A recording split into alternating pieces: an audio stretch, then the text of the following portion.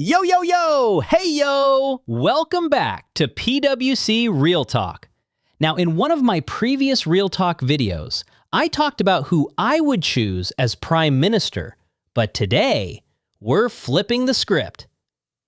Who wouldn't I choose? And ladies and gentlemen, there is one name that immediately comes to mind.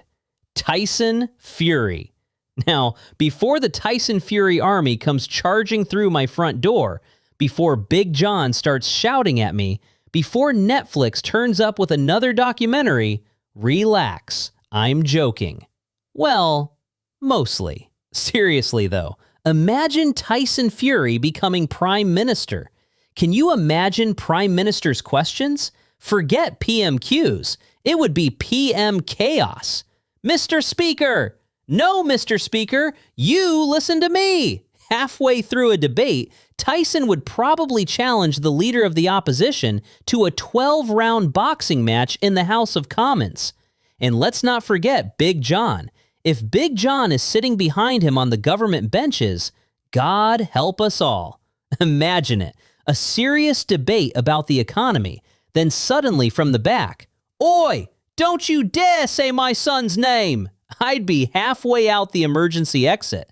Now, let's be fair. Tyson Fury is one of the greatest heavyweight boxers of his generation, but there are reasons many boxing fans have criticized him over the years.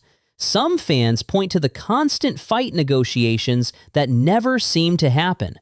The promises, the announcements, the countdowns, the social media videos. Then somehow the fight disappears into another dimension. Others criticize the repeated retirements. Retired, unretired, retired again, back again, retired again. At this point, Tyson Fury retires more often than I change my mobile phone contract. Sometimes I wake up and think, is Tyson retired today?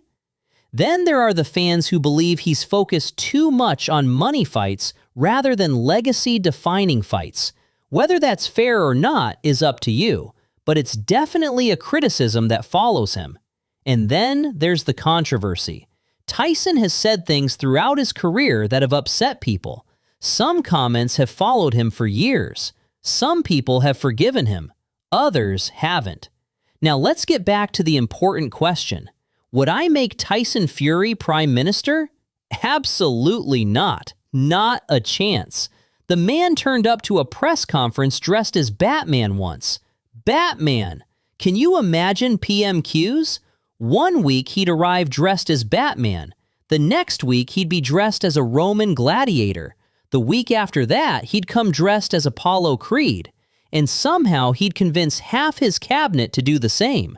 Imagine the Chancellor dressed as Robin, the Home Secretary dressed as Superman, Big John dressed as Bane, and Mr. Speaker sitting there wondering where his life went wrong.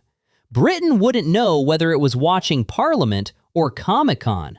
Financial markets would be in panic, the pound would be sweating, the Bank of England would be crying, and Tyson would still somehow be singing karaoke at the end of it. But here's where I'm going to surprise people, because although I wouldn't make Tyson Fury Prime Minister, I would absolutely give him a role, a very important role: mental health. Whatever you think about Tyson Fury, one thing is undeniable. He has spoken openly about depression, about anxiety, about addiction, about dark thoughts, about hitting rock bottom. And he did it while being one of the most famous athletes on the planet. That takes courage, real courage, because millions of men struggle silently. Millions. And many never speak about it. If I had the money, I'd build a huge mental health center. Not just doctors, not just therapists, but people with lived experience, former athletes, care workers, teachers, military veterans, sports stars, ordinary people who have survived extraordinary struggles. There'd be a boxing gym, a wrestling ring, a football pitch, running tracks, study rooms, training programs, support groups, education, skills development, everything designed to help people rebuild their lives.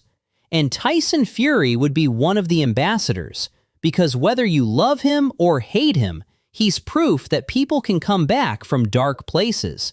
So no, Tyson Fury doesn't get my vote for Prime Minister, but if he retires for the 17th time, I've got a job waiting for him. And unlike boxing, this one might actually change lives. This has been PWC Real Talk. Now tell me below, who wouldn't you choose as Prime Minister? And who would you give a job to instead?